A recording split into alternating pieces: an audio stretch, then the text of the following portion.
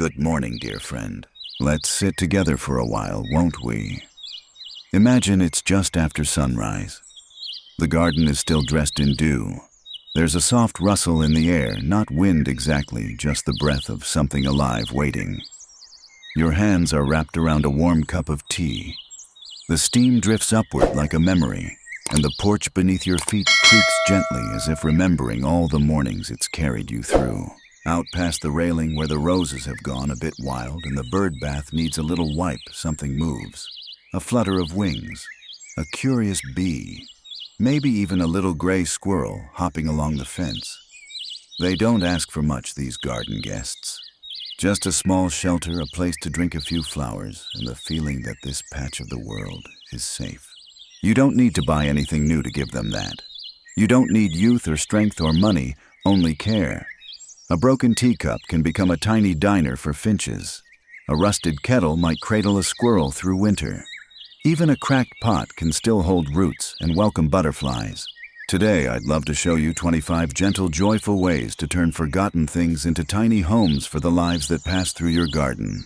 Every idea is simple enough to try without bending or heavy lifting. And each one is more than just a DIY. It's an invitation to feel connected, useful, creative. To see beauty not in what's shiny and new, but in what has lasted and still gives. Because we've lasted too, haven't we? Maybe we've chipped or faded a little, but we still carry warmth, still offer shelter, still matter.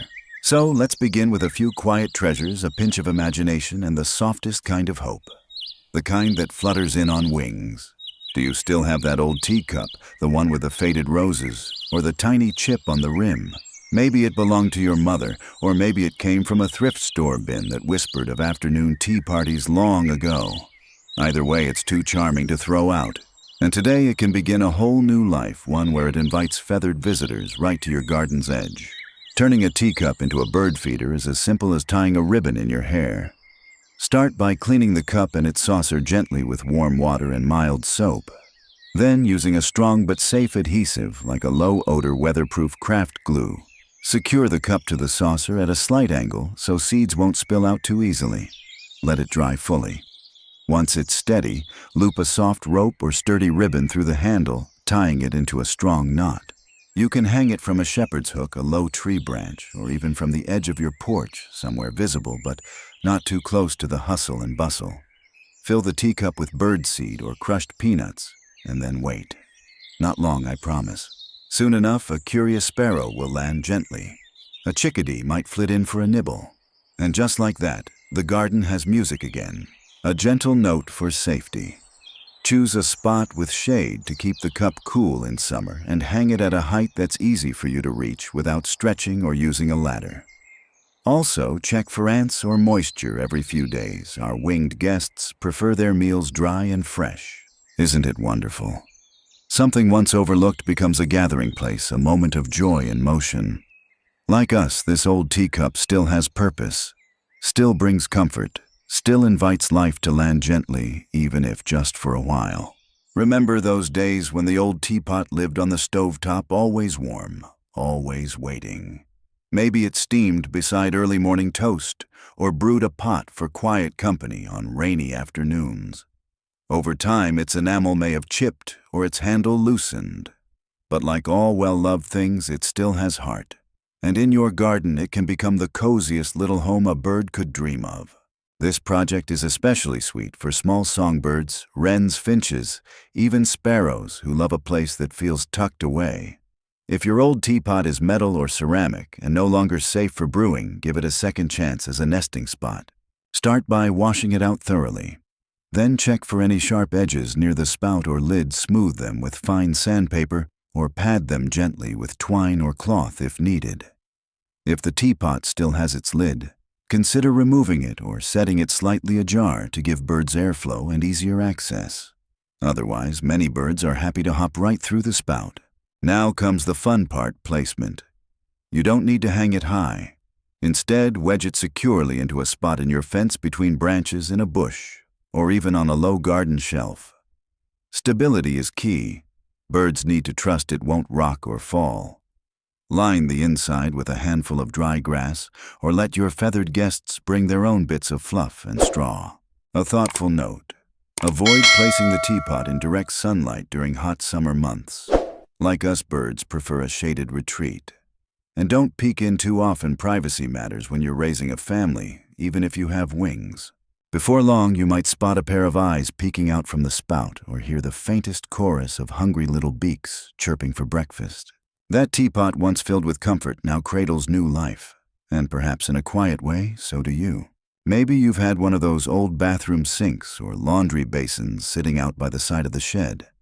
It's cracked or stained, too worn for a remodel, too heavy to move. But what if I told you that even a chipped, cast-off sink could become something beautiful again, a still shimmering pool where birds gather, where dragonflies pause, and where the sunlight dances like ripples in memory? Creating a bird bath from an old basin is one of the most peaceful gifts you can offer your garden visitors. Birds need water not just for drinking, but for bathing and cooling off, especially during the warmer months. And unlike building a birdhouse or feeder, this project requires no lifting, no mounting, and no tools at all, just a bit of imagination and the right spot.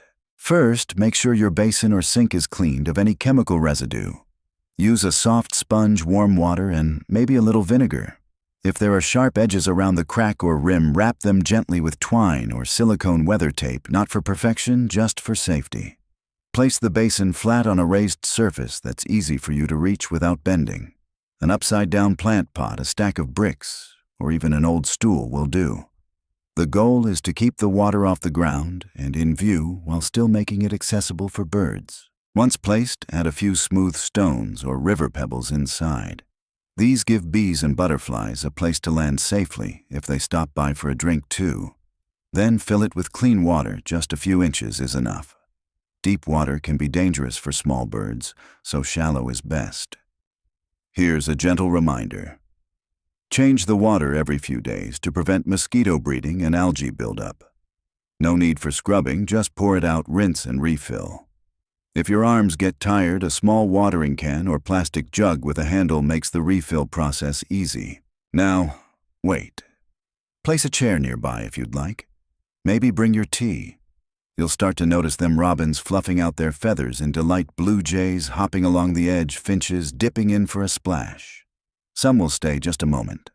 Others will make it their regular stop. The basin, long past its prime, still holds something precious: stillness, reflection, life. In the same way, maybe we're all just a little cracked, and yet still able to hold water. Still able to offer something beautiful. Do you remember when closets used to be full of those simple wire hangers from the dry cleaner? They were everywhere, sometimes bent out of shape, sometimes twisted to reach a hard-to-get radio antenna, or even fashioned into makeshift tools when nothing else would do. Funny how something so ordinary could be so useful. And today, one of those humble hangers can become a charming little resting spot for the birds who visit your garden. You don't need to be a sculptor or have strong hands to do this. Just a little patience and a pair of pliers, or even just your fingers if the metal is soft enough. Start with a clean, rust-free hanger. If it's already a bit bent, all the better. It gives the perch a little character. Gently shape it into a loop or a gentle arch with a small hook or spiral at one end for hanging. The lower portion should form a simple curve or platform where birds can pause and look around before flying off again. If you'd like to make it more comfortable, wrap part of the wire in twine raffia or strips of cloth. This not only gives the birds a better grip, but also adds a soft, homespun look like something out of a storybook. And if your hands aren't steady that day, don't worry. The birds don't mind crooked lines. They aren't here for perfection. To hang the perch, choose a shaded spot close to where you like to sit, perhaps a branch near your porch, the edge of a trellis, or a sturdy planter hook. Keep it at eye level or lower so you won't need to stretch or climb. And if you feel like adding a little extra, you can tie a small bell or piece of wind chime beneath, letting the breeze play a gentle tune when no one is watching.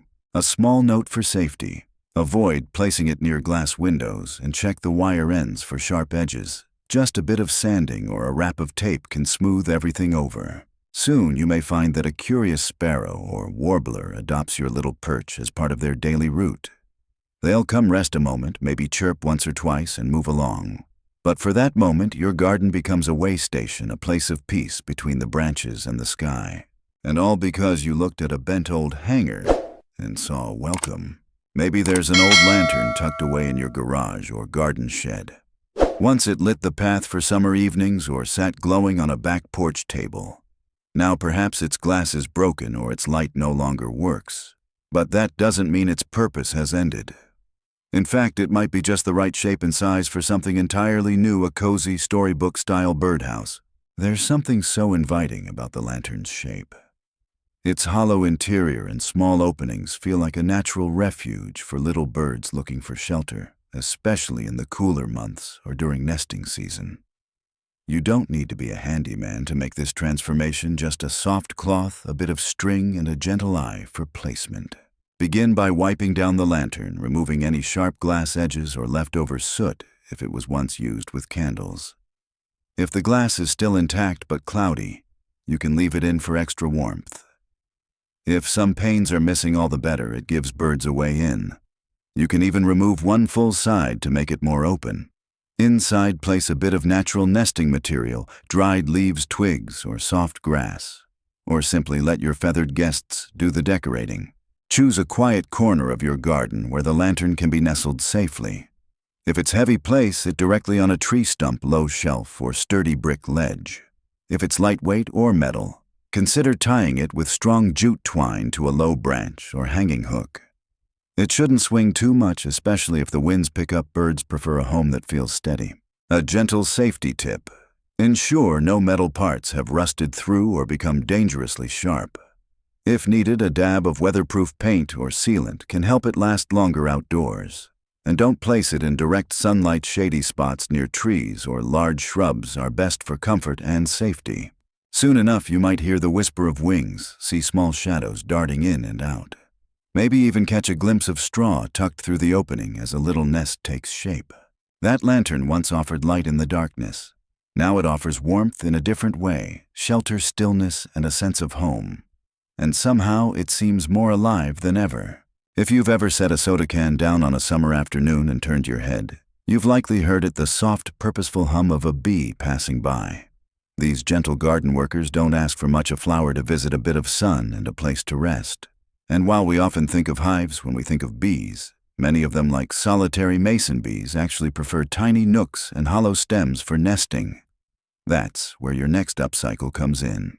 The next time you finish a can of soup or beans, don't toss it in the bin. That empty tin is the perfect foundation for a bee hotel. Rinse it clean, peel off any label, and check the edges, especially around the rim. If they're sharp, a quick wrap of sandpaper or even masking tape will keep it safe for both bees and fingers. Now gather your filler. Thin bamboo sticks, dried reed grass, or even paper straws work beautifully. If you can't find those, take ordinary paper, old grocery bags, or craft scraps and roll them tightly around a pencil to create little nesting tubes. Cut everything to the length of the can and pack it in snugly so nothing falls out when you tilt it sideways. Once filled, the can becomes a miniature apartment building for your garden's pollinators. Use twine or wire to hang it horizontally, with the open end facing out and slightly downward to keep rain from soaking the interior. A wooden fence post, the eave of your shed, or even under a deck railing are perfect spots, ideally in morning sun but sheltered from heavy afternoon heat or direct downpours. A quiet tip for success: avoid painted or scented papers, and don't place the hotel near pesticide-treated areas. Solitary bees are delicate and they prefer natural, undisturbed spots. After a few days or weeks, you might notice the ends of some tubes sealed with mud or leaf bits. That's the sign of a mason bee hard at work tending to her young, quietly building the next generation of pollinators. And what did it take? A can from the trash, a handful of hollow sticks, and a bit of heart. Sometimes the most important homes in the world aren't built with hammers and nails. They're built with kindness, leftovers, and the belief that even the smallest lives deserve shelter. Have you ever watched a bee hover near a puddle after a summer rain? It's a quiet moment often missed.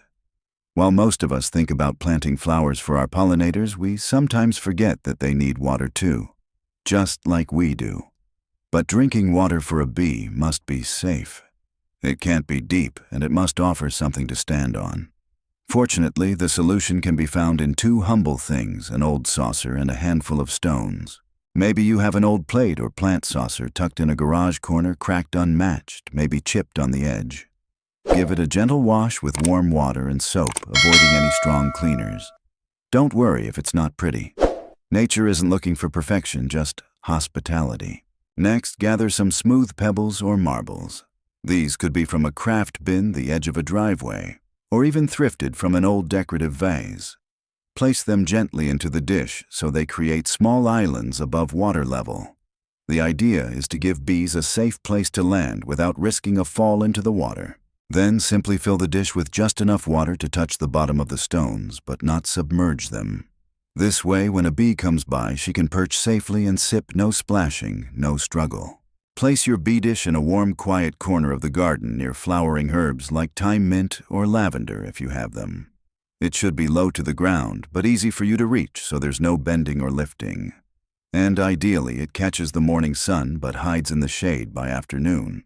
A thoughtful reminder: refill the dish every couple of days and give the stones a quick rinse to keep it fresh. It takes just a moment, but for a thirsty bee, it makes all the difference. And the beauty. This simple little station isn't just for bees. You might see butterflies sipping too, or even a shy hummingbird dipping its beak near the rim. It's one more way your garden whispers, "You are welcome here." And with every visit, you'll know a cracked dish can still hold kindness, still serve a purpose, still be full of life. You know those leftover bits, plastic mailing tubes, poster holders, even the clear shells from old wrapping paper rolls. They're the kind of thing we often set aside, not quite trash, not quite treasure. But in the right hands, and with a little imagination, they can become something extraordinary. For solitary bees who don't build hives but tuck themselves into slender crevices, a plastic tube lined with paper can become a perfect haven. Start with a clean, dry plastic cylinder around 6 to 10 inches long, no wider than a lemon. If it's clear, that's fine. Opaque works too. The key is that it's hollow and watertight. Check the edges and ends. If any part is sharp or cracked, a little tape or gentle sanding will smooth it out. Now gather your paper. Old brown lunch bags, newspaper, even junk mail envelopes can all be rolled into nesting tubes. Just tear them into strips and roll each tightly around a pencil, then slide the roll out and pinch the end closed with a dab of glue or a twist. Each roll becomes a single bee's nesting tunnel.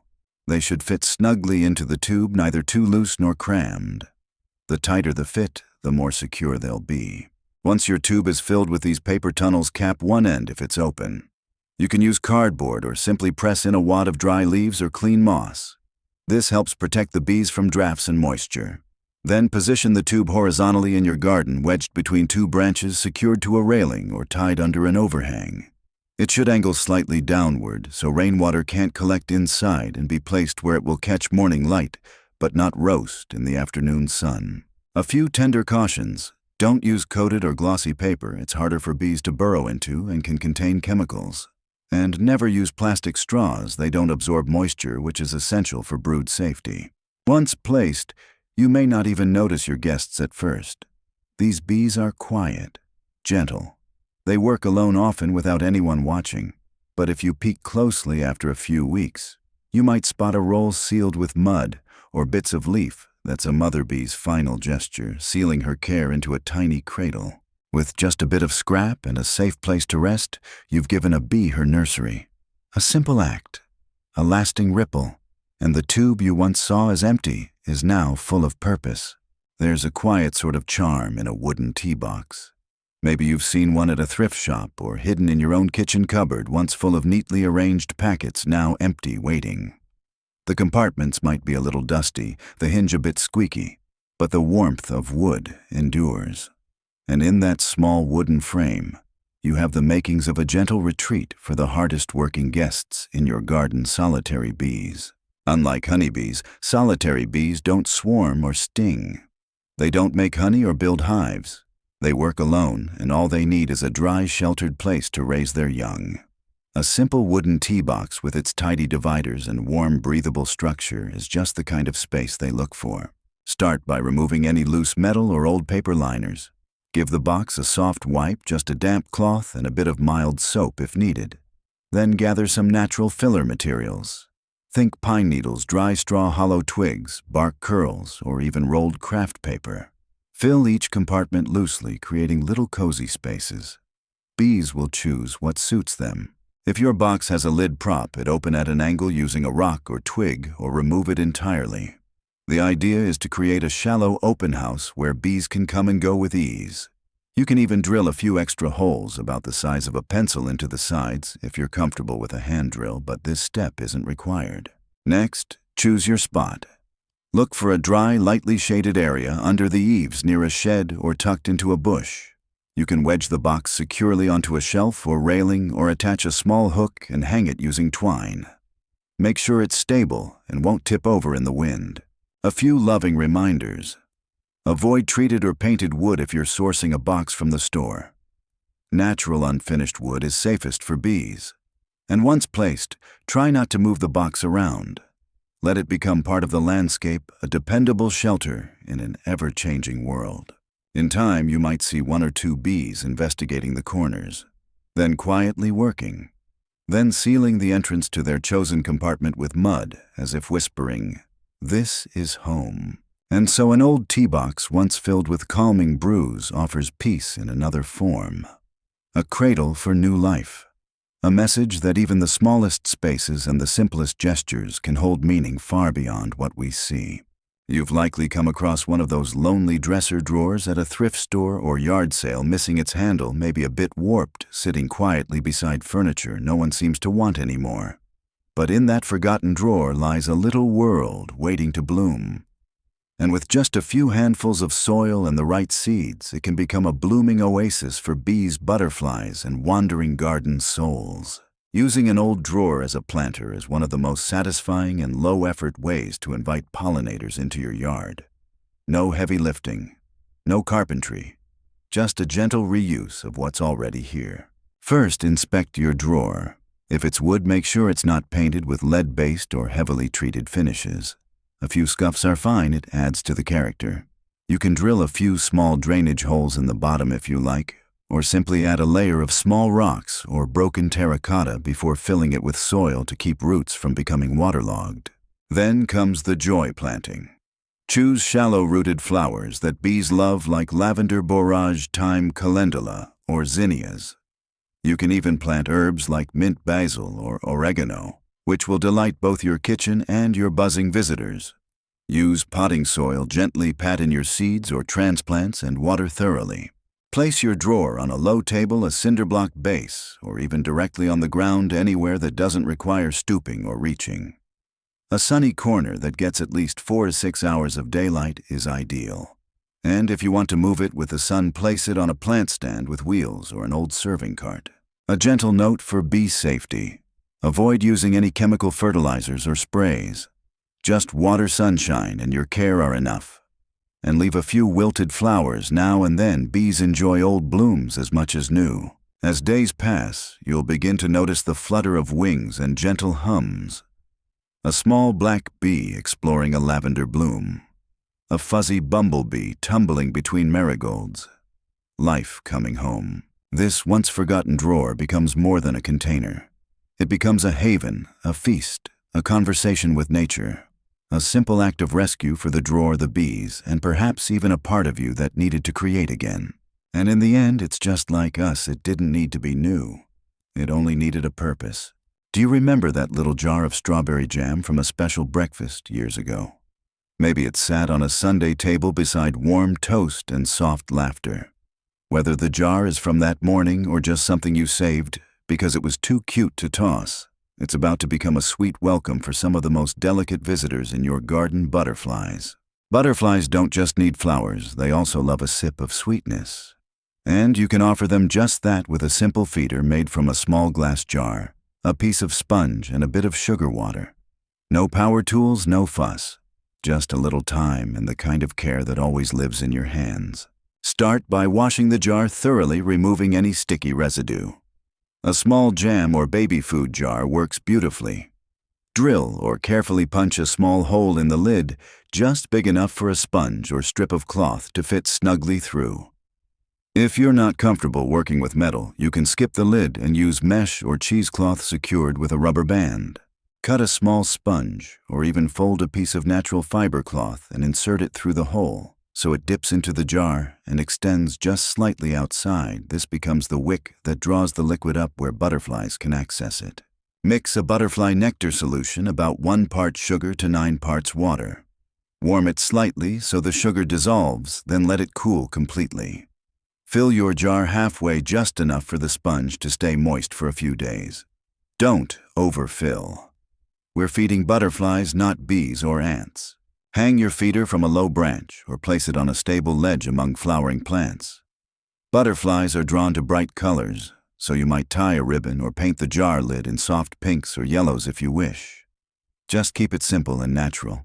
A kind reminder: refresh the nectar every 2 to 3 days, especially in the heat. And don't worry if they don't show up right away. Sometimes the beauty arrives when you least expect it. In time, you may spot a swallowtail pausing mid-flight or a painted lady unfolding her wings while she drinks. They flutter in like tiny poems, quiet, vivid, unannounced. And all because you gave a little jar a second chance. From jam to joy, from shelf to sanctuary. Sometimes it's not about saving the world, it's about saving a moment. And that moment, dear friend, is enough. It might be sitting behind the shed right now, an old flower pot with a jagged crack down one side. Maybe it tipped over in the wind or fell from your hands during a busy spring planting years ago. You kept it, though. Something about it still felt useful. And you were right. That cracked pot, once whole and perfect, can become a butterfly haven unlike any other. With a little soil, a few pollinator-friendly plants, and the gentlest touch, you can turn that broken beauty into a resting place for one of nature's most graceful guests. Start by rinsing out the pot. If the crack has made it too unstable to stand upright, lean it gently against a tree, a fence post, or another planter for support. Some people bury the broken edge into the soil slightly to keep it steady. No tools, just a soft push with your foot or walking stick. Next, fill it halfway with fresh potting mix. Add in a few trailing or low-growing plants that butterflies love. Think sweet alyssum, coreopsis, or even creeping thyme. These blooms don't just feed butterflies. They also offer safe places to rest their wings. If you have a larger pot, you might even layer several cracked pieces together like a spiral staircase of garden stories. Place flat rocks around the base where butterflies can sunbathe, and tuck in a shallow dish lid with a bit of water and pebbles so they can sip safely. A little care tip: butterflies are cold-blooded and love warm, sunlit corners. Choose a spot that gets morning light and is shielded from harsh winds. And as always, skip the pesticides. What helps one flower often harms a wing. In just a few days, your garden will begin to flutter. You'll see wings like stained glass drifting in and out, resting gently on the rim of what once looked like trash. They come not for what's perfect, but for what's alive. And perhaps that's the heart of it, isn't it? The cracked pot, like us, holds more than it shows. It proves that beauty doesn't disappear with damage. It shifts. It softens. It learns to host life differently. So if you've ever felt chipped, faded, or set aside, this garden is for you too. There's something nostalgic about an old wooden window frame. Maybe you've seen one leaning against a wall at a flea market, its glass long gone, its paint peeling, but the frame itself still sturdy. It once held light, held stories, held views of quiet yards and passing seasons. And now in your garden it can hold something new, a curtain of flowering vines that butterflies will adore. You don't need to be a carpenter to give an old window frame a second life. In fact, its age and imperfection are exactly what make it charming. First, give it a gentle wipe with a dry cloth. No need for sanding or painting unless you wish. If there's loose, flaking paint, you can chip it off with a putty knife, but many gardeners choose to leave it rustic. It adds to the feeling that this garden, like us, has a history. To set it up, you can lean the frame against a sunny fence, attach it to a stake, or hang it from a hook if it's not too heavy. Even laying it on the ground near low-growing flowers gives structure and whimsy. But the magic happens when you plant climbing flowers at its base. Try morning glory's sweet peas or passion flower vines that reach upward and bloom in soft, butterfly-loving petals. Over time, the vines will stretch and weave through the window's empty panes, turning them into living panels of green and color. You'll find butterflies drawn not just to the nectar, but to the warmth of the wood and the privacy offered by the leaves. A quiet caution. If your frame was painted before 1978, it may contain lead. In that case, don't place it directly in vegetable beds or where children might touch it often. Instead, use it decoratively in flower beds or behind shrubs. This frame may no longer show views of the world outside, but it offers something just as beautiful, a window into what's blooming now, right where you are. And for the butterflies who stop to rest on its weathered edges or drift between its vines, it becomes a doorway, a threshold between the ordinary and the enchanted. Like us, the frame has held many things. Now it holds possibility. It's something we all have at some point, a used plastic bottle from juice water or soda. Usually it ends up in the recycling bin without much thought. But today, it can become something far more meaningful, a nectar station for butterflies made entirely from what you already have. Butterflies are drawn to sweetness, while flowers offer nectar naturally. Having a supplemental source in your garden, especially during dry spells, can help support these delicate creatures. And a plastic bottle feeder is simple, safe, and surprisingly beautiful when crafted with a touch of care. Begin by choosing a small plastic bottle, something lightweight and easy to handle. Rinse it thoroughly to remove any residue and peel off the label so the surface is clear. Then use a sharp needle or small nail to poke a tiny hole in the lower part of the bottle's side. The hole should be just big enough for a piece of string cloth strip or cotton wick to slide through and hang slightly outside. Now take your wick, a bit of cotton rope, an old shoelace, or a strip of natural cloth and thread it through the hole. Make sure it reaches the bottom inside the bottle while extending about ½ an inch outside. This will serve as the nectar wick, slowly drawing the liquid up for butterflies to sip safely without pooling or dripping. For the nectar mix, 1 teaspoon of plain sugar with 9 teaspoons of water. Stir gently until dissolved and fill the bottle about 1/3 of the way. Don't use honey food coloring or artificial sweeteners, just simple sugar water is safest for butterflies. To hang your nectar station, use twine or a garden hook and suspend the bottle in a quiet, sunny corner of your garden, ideally near flowering plants. You might even decorate the bottle with soft pastel fabric or paint to make it more visually appealing. Bright colors, especially red and yellow, tend to attract butterflies. A kind word of advice: refresh the nectar every couple of days and rinse the wick to prevent mold. And always make sure the feeder is out of reach of strong winds or ants. In time, you'll notice the gentle arrival of color swallowtails, monarchs, and painted ladies hovering with the delicacy of dreams. Each one a fleeting guest drawn in by your kindness. A plastic bottle, a thread of fabric, a bit of sugar water. That's all it takes to transform waste into welcome. To remind us that beauty isn't in how things begin, but in how they're cared for even after their first purpose has passed. There's something delightful about garden signs. Maybe it's the way they peek through the blooms like little whispers, or how they greet visitors, human and otherwise, with a touch of cheer. And when it comes to butterflies, a simple hand-painted sign can do more than charm. It can actually help. You don't need fancy lettering or perfect lines. All you need is a piece of reclaimed wood, an old fence slat cabinet door drawer front, or even a scrap of plywood and a bit of gentle creativity. This project is about inviting butterflies in and also reminding us to pause and appreciate what flutters through our days. Start with a piece of smooth wood that's not treated with heavy chemicals. Wipe it clean, and if needed, give it a light sanding. Then gather your paints, water-based acrylics work well, and begin. You might write something simple and heartfelt like, "Butterfly stop wings, welcome here or stay a while, sweet friend." You could even add painted flowers or a fluttering trail of dots, whatever brings a smile. There's no need for perfection here. In fact, the more weathered the sign becomes over time, the more it blends into the poetry of your garden. Once painted and dry, seal it with a non-toxic outdoor varnish to protect it from rain and sun. Then choose where to place it, propped beside a pot of bee balm or milkweed, tied to a stake among marigolds, or nestled into a raised bed of lavender and cosmos. A soft reminder for accessibility. Make sure the sign is easy for you to see and reach without crouching.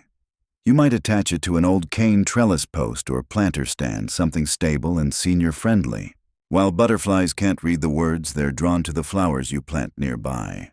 And for the people who visit your garden, neighbors, grandchildren, friends, your sign becomes a gentle message.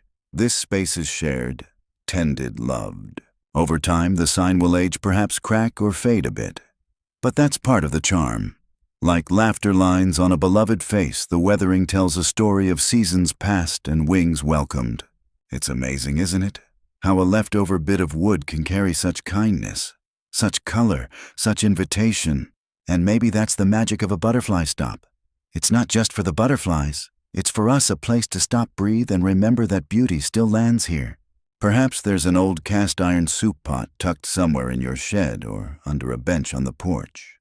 It might be too heavy for daily cooking now, its bottom blackened with time, its lid long gone.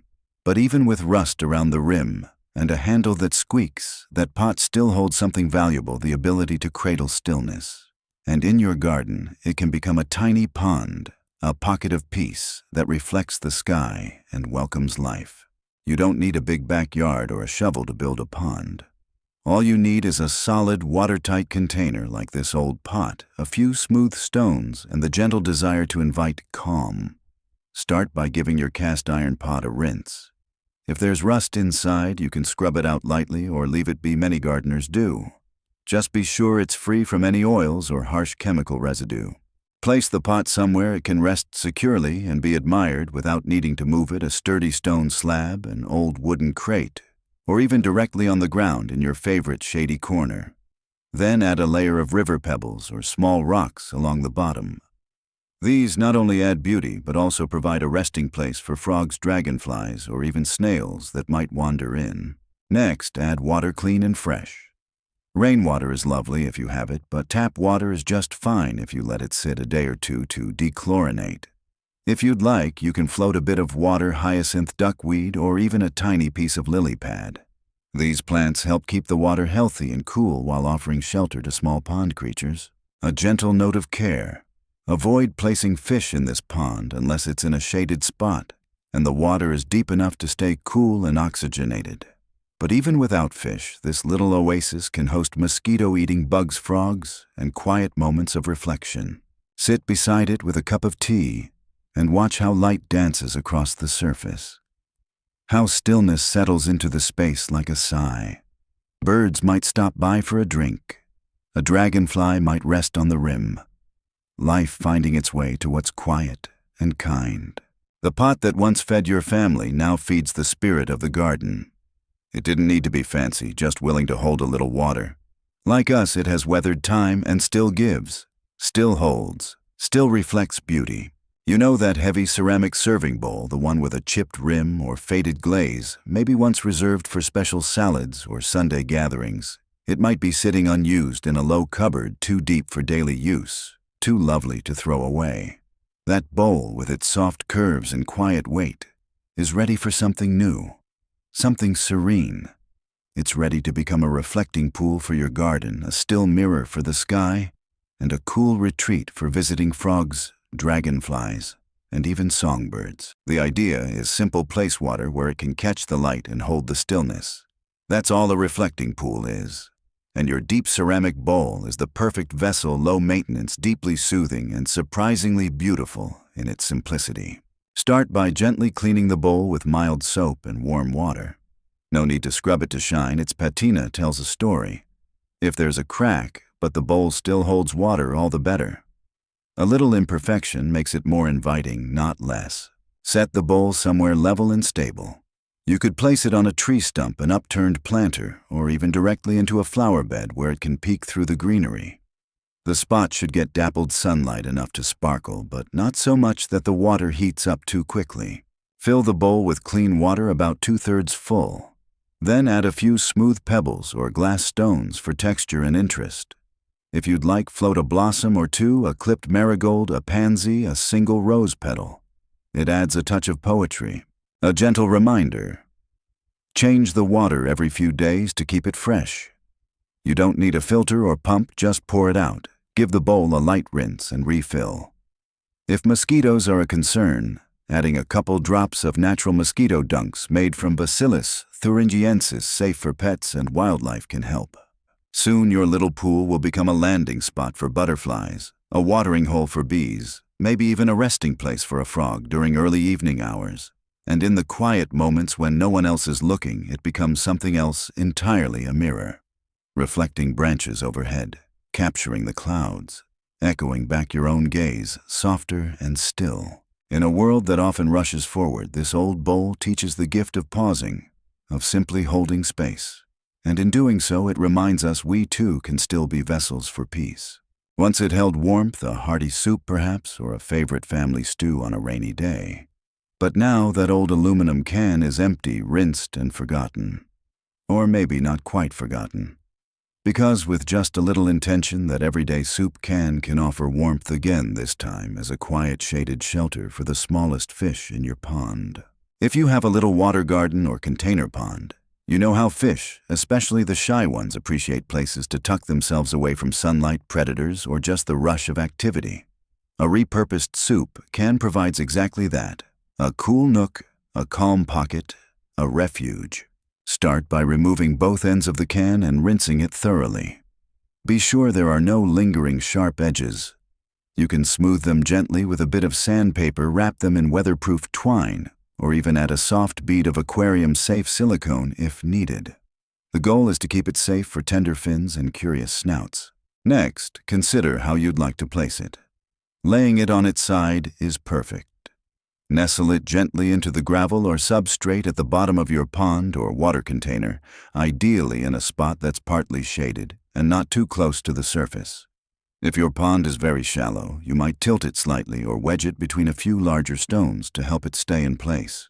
You don't need to decorate it, but if you'd like, you can glue a few pebbles or broken shell pieces onto the outside with aquarium-safe adhesive. Moss will likely grow there in time, adding to the feeling that this little shelter has always belonged. A helpful tip for aging hands: if getting down to pond level is tricky, ask a family member to help place the can or use a grabber tool to gently lower it in. It only takes one moment of effort for years of comfort for your fish. In time, you might notice a tiny goldfish darting inside during hot afternoons, or a group of baby fish called fry huddled safely inside while the lilies above dance in the wind. That can once destined for the trash has become something timeless, a place of rest. And perhaps it reminds us that what once held nourishment can hold safety, that even the most ordinary things can become sacred again if offered with care. Even a soup can. Even us. You might have a silver spoon tucked in a drawer somewhere. Maybe it's tarnished now or no longer part of a matching set. Maybe it's a souvenir from a forgotten trip or something passed down that's too bent for daily use. And yet it holds history, weight, memory. That spoon, dear friend, can still shine, perhaps not at the dinner table, but beside your garden pond, catching light and bringing a touch of quiet magic to the water's edge. Using old spoons as pond decor is a soft and surprising way to turn something once formal into something quietly whimsical. Fish love the shelter of sun-dappled spots, and spoons can add just the right gleam beneath the water or around the edges. And for us, they become little glints of memory catching sunlight like it's something sacred. To begin, choose a spoon or two that you no longer need. Whether they're silver, stainless steel, or brass, it doesn't matter. The key is that they speak to you, shaped by time, imperfect, a little dulled maybe, but still beautiful. Wash them gently, just warm water and mild soap. If they're tarnished, you can leave them as is. Many gardeners prefer that. Or polish them with a soft cloth for extra sparkle. You can bend the handles slightly if you like. Curling them into spirals or heart shapes adds personality, though it's not necessary. Now place them gently around the edges of your pond or nestled between stones in your water container. You can lay them flat on a ledge, press them gently into soft soil, or even tie them with twine to hang from nearby branches so they dangle just above the water. They'll catch light-cast glimmers and offer sheltering shadows below. A little tip for safety: if placing them underwater, avoid very sharp or broken edges. You can dull any pointy tips with a small file or cover with aquarium-safe silicone. You might notice a dragonfly land on one and rest its fragile wings, or a frog peeking over the curved back of a spoon, as if it were a lily pad made just for him. The fish below may dart into the shade that the glinting silver offers, disappearing in flashes of orange and gold. And for you, a smile, perhaps. A quiet reminder that beauty doesn't require money or youth, just attention. Just care. Just the willingness to believe that even a spoon worn smooth by use can reflect the sun in just the right way. Just like your hands. Still useful, still giving, still shining. There's a kind of magic in the sound of water, gentle trickling, never hurried. It soothes like a lullaby, softens a garden's quiet edges, and invites birds and fish alike to linger nearby. And would you believe that lovely sound can begin with something as simple and plain as an old piece of plastic pipe? Maybe you have one in your shed right now, a leftover bit of gutter, a chunk of PVC from a long-finished project. On its own, it's not much to look at. But tucked among rocks or between flower pots, it can become a miniature waterfall accent, bringing movement, music, and a little sparkle to your pond or water feature. This project doesn't require pumps or plumbing, just gravity, a bit of height, and your own gentle creativity. Start by cleaning the pipe thoroughly. If it's long, cut it down to a length that's easy to handle. About 12 to 18 inches is perfect. Sand any sharp edges and make sure there are no cracks. Then decide whether you'd like a simple arch like a spout, or to notch a shallow lip at one end to help guide the water in a smooth sheet. Now find a way to elevate one end, rested on a stone ledge, a low garden stool, or even the rim of a ceramic pot. Let the other end rest just above your pond or basin. When you pour water at the top or let rain trickle down from a nearby gutter, the pipe channels it into a small, gentle stream. If you're feeling playful, decorate the pipe with pebbles, wrap it in twine, or let vines trail over it to help it blend into the garden. A helpful note: if you do use a watering can or hose to create your trickle, just keep the flow low. A soft stream is all that's needed. You're not building Niagara Falls, just a quiet sigh of water that brings life and sound to the stillness. What you'll soon notice is how it draws the living world close. Birds will come to perch and sip where the water lands. Fish will swim up to the surface, curious about the ripples. Even bees may hover near the splash zone to drink. And every time you hear that quiet flow, you'll remember it didn't come from expensive tools or new gadgets. Just a discarded pipe. Just your hands. Just enough care to make something forgotten sing again. In the garden, as in life, the simplest things often bring the most peace. There's something sweet about an old teacup, the kind with a floral rim, or a tiny gold line worn thin from years of stirring. Maybe it was part of a set, or maybe it's the lone survivor from a mismatched collection. It might have a chip, a crack, or a faded glaze. And yet even in that state, it can become a soft shelter for one of the quietest, most helpful visitors to your garden, the humble frog. Frogs love cool shaded corners, places where the soil stays damp and the sun can't quite reach. They're peaceful creatures, moving slowly, speaking in croaks and chirps only when the day is nearly done. And while they may not ask for much, they give back in spades, eating mosquito slugs and other tiny garden pests. A home for them is a gift for your whole backyard. To make a frog shelter, all you need is a teacup and a shady, moist corner of your garden. Turn the cup upside down and place it gently on the earth. That's it, no gluing, no tools, no digging. Just set it down with intention. Prop one edge slightly by placing a flat pebble or stick underneath, creating a small archway where a frog can slip inside. If you like, you can tuck the cup beneath the low fronds of a fern beside a rock, or into the corner of a garden bed where dew tends to gather. Frogs prefer areas where water is nearby, but not standing so near a drip line. A shaded rain barrel or the edge of a pond is ideal. A few soft words of care: don't use cups that have flaked paint or sharp edges. Avoid scented cleaners when washing it beforehand. Frogs are sensitive to toxins, even tiny traces. And once it's in place, resist the urge to peek too often. A shelter is only a shelter when it feels safe. Over time, you may spot the gleam of two small eyes peeking out from beneath the cup, or hear a soft ribbit during an early morning watering. And suddenly, that forgotten teacup becomes part of a living story, one where old things offer protection and small lives find room to rest. We don't always need to make grand gestures to feel useful. Sometimes placing one cup gently into the soil is enough. Sometimes all it takes to offer comfort is the willingness to kneel and say in your own quiet way, "You're welcome here." Perhaps tucked in the back of your kitchen drawer is an old pie tin, lightweight, a little warped, its shine dulled by age. Maybe it once held a beloved family recipe shared during holidays or warm evenings with neighbors. Now it sits unused, waiting for something more than the landfill. But this humble tin dear friend can be turned into a miniature oasis, a soft, moist patch of moss that offers comfort to frogs, butterflies, beetles, and the tiniest garden wanderers. Moss thrives in shade, and it holds moisture like a sponge. It cools the soil, quiets the air, and creates a world so small and still you might miss it unless you sit close and slow down. And this pie tin, shallow and light, makes the perfect home for that mossy haven. Start by gently cleaning the tin with warm water, no need for soap. Just rinse it to remove any lingering crumbs or dust. Then line the bottom with a thin layer of natural material, a bit of damp newspaper or some pine needles, bark, or leaves. These create a soft base and help hold moisture. Now comes the fun part. Gather your moss. You can gently transplant small patches from your own yard, often found at the base of trees, in cracks of stone paths, or on the shady side of pots. Lift it carefully with a spoon or butter knife and lay it like a green carpet across your tin. Press it down lightly and mist it well with water. Place your moss tin in a shaded, quiet corner of your garden near a stone tucked beneath a bush or under a bench. It shouldn't get much sun, but it does need regular misting to stay lush. Just a spritz every day or two will keep it happy. A gentle note, moss likes stillness. Once you've placed your pie tin, let it rest.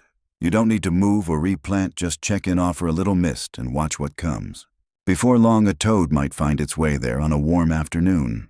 A butterfly may land just for the dampness. Even beetles or tiny snails will stop by to explore. The pie tin becomes not just a planter, but a pause, a soft place in a hard world. And maybe that's something we all need. A little green space, a little moisture, a little care. Even a thing once filled with pie can be filled again with life, with stillness, with quiet joy. Do you remember when egg cartons were always made of pressed cardboard, sturdy, earthy, and just a bit soft to the touch? You'd save them sometimes for seedlings crafts with the grandchildren or just in case. And even now, one of those humble cartons can offer more than organization, it can offer refuge. Especially to the quick, quiet creatures that scurry through sun-warmed paths, your garden's lizards. Lizards are shy friends. They sun themselves quietly on rocks, dash across your path without warning, and help keep insect populations in balance without ever asking for thanks. But like all of us, they need places to rest. Safe, dry spots to hide when the wind picks up or when the heat becomes too much. And your old egg carton tucked thoughtfully into a corner can become just that. Begin with a clean, dry cardboard egg carton. Avoid the styrofoam or plastic kind. If it's a little torn or stained, all the better. Nature doesn't mind the wear. Keep the lid attached if possible, as it adds extra coverage. Now choose your spot. A lizard's lounge should be somewhere sunny in the morning, shady by afternoon. Nestle the carton beneath a bush beside a potted plant, or under the lip of a raised garden bed. Place a flat rock or two loosely on top to help weigh it down and create warm surfaces for basking. You might even lean a small piece of wood or bark over one end like a little awning, a soft tip for success. If your garden gets frequent rain, tilt the carton slightly so it drains and dries. And if you'd like, sprinkle a few dry leaves or grass cuttings inside to make it even cozier. Over the days, you may not see your guests right away. Lizards are quiet that way. But you'll begin to notice movement, a flicker near the edge of the bush, a rustle beneath the carton. Sometimes just the tiniest trail through the dust like a whisper. That little carton, once destined for the bin, has now become part of a secret world. A shelter, a sunbed, a hideaway built with love.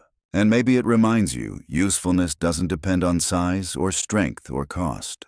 Sometimes it comes from simply noticing what needs a home and offering it without fuss. Because care in the end is made of small things. One carton, one corner, one quiet lizard safe and still. Out behind the shed, maybe you've kept an old metal kettle. Once it whistled on the stove, steaming up early mornings and late-night conversations. Now it's spotted with rust, maybe missing its lid, the handle stiff from time. You've passed it a dozen times, not quite ready to let it go. And perhaps now you don't have to, because it can become a tiny loft in the trees, a sweet and unexpected shelter for one of your garden's most curious guests, the squirrel. Squirrels are natural climbers, endlessly curious and endlessly active. But when the wind picks up or the world gets quiet, even they seek rest. A tucked-away kettle suspended safely and filled with soft nesting materials can offer them a little haven, a space above the garden where they can pause, nap, and watch the world below. To start, give your kettle a gentle clean. No need for perfection. A rinse with water and a soft brush is plenty. Rust isn't a problem, but do check that no sharp metal edges remain. If you're feeling creative, you can line the inner walls with a scrap of soft fabric, or simply place dry straw, pine needles, or leaves inside to create a welcoming nest. If the kettle's lid is still attached prop, it opens slightly with a stick or pebble to give airflow. If there's no lid, that's perfectly fine. Squirrels are adaptable and clever. What matters most is location. Use a sturdy length of rope or weatherproof twine to hang the kettle from a thick tree branch, or beam something solid and reachable without needing a ladder. Ideally, it should be 4 to 6 feet above the ground in a spot that's shaded but still dry during rain. You want it to swing gently, not wildly, so be sure the rope is secured tightly and the branch can bear the weight. A thoughtful caution: hang the kettle in an area where cats or larger animals can't reach it easily, and avoid placing it too close to windows or feeders where birds might be nesting. Soon you may see a tufted tail disappearing inside, or tiny paws gripping the handle as the squirrel explores this new nook. And from your porch you might watch as the kettle sways gently with the breeze, alive again with purpose. It's a funny thing, isn't it? A kettle that once whistled indoors now whispers outdoors. No longer holding water, it holds warmth of another kind. Because sometimes shelter is more than a roof. It's an act of kindness left hanging in a tree waiting to be discovered. So here we are, dear friend, 25 tiny homes made from 25 forgotten things. All gathered from the corners of our lives: chipped teacups, dented cans, lonely drawers, and bits of scrap we once thought were useless. But look again. Don't they shine differently now? Your garden, with all its quiet corners and sunlit spots, is not just a place for flowers or vegetables. It's a sanctuary. A place where life finds a way to return, sometimes on wings, sometimes in tiny paws, sometimes in silence. You didn't need to spend money. You didn't need new tools or perfect plans. All you needed was a bit of imagination, a soft hand, and the willingness to see beauty where others might not. That's the real heart of upcycling, not just saving items from the landfill, but restoring them to meaning. Giving them a second life, just as we learn to give ourselves one. Because you too are made of many seasons. You've weathered, changed, softened. Maybe you've cracked in places, grown quiet in others. And yet look at what your hands can still do. Look at what they've made.